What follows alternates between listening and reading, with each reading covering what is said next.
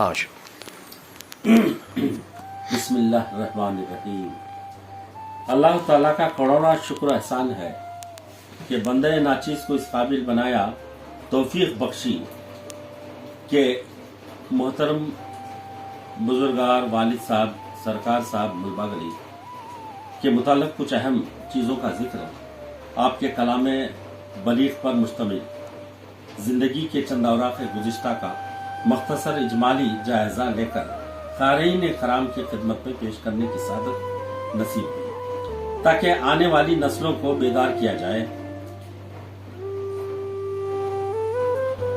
جس طرح انہوں نے ملک و ملت کی بے غرض اور بے لوث خدمت انجام دی، بدلے میں نام و نمود شہرت سے بے نیاز رہے، وہ کہیں زمانے کی نظروں سے اوجھل نہ ہو جائے، اس کمی کو محسوس کرتے ہوئے یہ مختصر کتابچہ کو لکھنے کا عزم کیا ہے، تاکہ کلام کی روشنی میں ان کی شخصیت کے جو نقوش ابھرے وہ قارئین کے سامنے آ جائے۔ ہمارے اسلاف اور بزرگوں کے کارناموں سے محروم ہو جانا بہت بڑی محرومی ہے۔ آپ کے مورث اعلیٰ خاندان بیجاپور سے کسی وجہ سے ہجرت کر کے ضلع کولار اور ملباغل آ کر بس گیا۔ چونکہ ملباغل ایک تاریخی شہر ہے جہاں مشہور زمانہ بزرگ اولیاء حضرت سیدنا صفدر حیدر صفدر شہنشاہ صابونات ایران سے تبلیغ دین اسلام کی روحانی کرنوں سے نہ صرف ملباغل کی سرزمین کو منور کیا، بلکہ زائرین کے لیے خاص و عام ہے کہ ہندوستان بھر سے لوگ زیارت کے لیے آتے ہیں۔ آج بھی جن کی روحانی فیوز و برکات کا سلسلہ جاری ہے، یہاں کا عرس شریف صدیوں سے مناتے آ رہے ہیں۔ آپ یعنی میرے والد ماجد بزرگوار ایک معزز خاندان کے آخری چشم چراغ تھے، نہایتی خلیق، ملنسار، خوش خلق، بااخلاق، وضع و قطع سے وزدار شخصیت کے مالک، خوش لباس، نہایتی عزت و احترام کی نظر سے دیکھے جاتے تھے۔ اقربا پرور، پائے کے سیاست دان، مدبر ذہین و فتین زمانے کے سرد گرم حالات سے باخبر، کسی وجہ سے تعلیم مکمل نہ ہو سکی، مطالعے کے شوق بچپن سے تھا، حصول علم کے شوق میں لاہور چلے گئے۔ وہاں اہل علم و ادب کی صحبت نے آپ کی تخلیقی قوتوں کو جلا بخشا۔ زیادہ دیر وہاں نہ رہ سکے، مگر طبیعت میں مطالعے کے شوق نے گہرائی اور گہرائی پیدا کی، ماحول و مزاج خود پیدا کیا۔ اساتذہ کرام جن میں جناب منیر نقشبندی، جناب روشن جمیل صاحب، جناب عادل احمد عادل صاحب، عبدالسلام نحوی صاحب، مولوی عبدالجبار صاحب، قطب الدین قطبی صاحب وغیرہ وغیرہ، حلقہ دوست احباب کا مجمع رہتا تھا۔ شعر و ادب سے لطف اندوز ہونا آپ کا محبوب مشغلہ تھا۔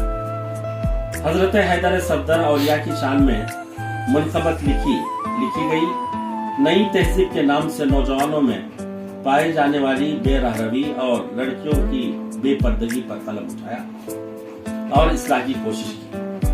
آپ کو مرثیہ نگاری سے خاص مناسبت کی، چنانچہ ایک مرثیہ بریگیڈیئر عثمان شہید پر سپرد قلم کیے، دیگر دوست احباب پر مناصر لکھے۔ اس کتابچے میں سبھی شامل ہیں۔